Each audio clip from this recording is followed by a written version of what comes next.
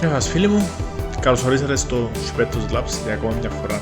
Εχθές έκανα μια αφίσα RBG, αλλά επειδή το βίντεο τα χάλια δεν θα το αναβάσω, οπότε θα σας πρέπει να κάνω. Έχω το δαμέ και απλά να κάνω λίγα αφίξες και να σας δείξω και πάνω κάτω πώς το κάνω. Οκ, όπως βλέπετε, εντούτοι δαμέ η αφίσουλα μας, ακόμα energy power. Τώρα θα δούμε με power πως είναι. Και έτσι φαίνεται με το στο σκοτάδι. Και βασικά τι θέλω να κάνω τώρα. Τώρα δάμε τα που φαίνονται πως τα ράχματα καιρών. Τούτα πρέπει να φιούσει. Οπότε είναι, ας το πούμε, ένα μικρό bug. So, ναι, θα το αφαιρέσουμε ευθύς αμέσως. Τώρα να δείτε τι έκανα εδώ.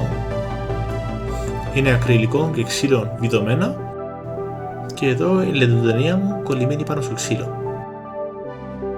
Και για να κρατήσω την αφίσα μαζί με τα ακριλικά έβαλα μια βίδα. Το μόνο πρόβλημα είναι ότι θα πρέπει να τρυπηθεί η αφίσα για να γίνει το πράγμα, αλλά εμένα προσωπικά με πειράζει.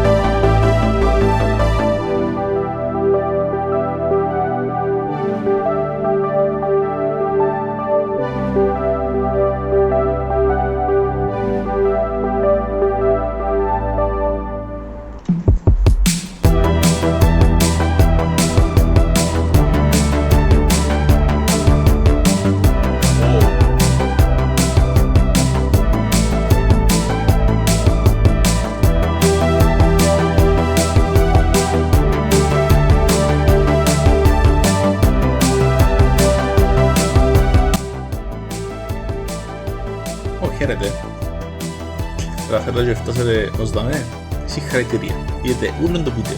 Αν σας άρεσε το βίντεο, κάνετε ένα like, subscribe, να με βοηθήσετε μας να μεγαλώσουμε το κανάλι. Και θα τα πούμε μια άλλη φορά σε άλλο βίντεο. Μέχρι τότε, γεια σας.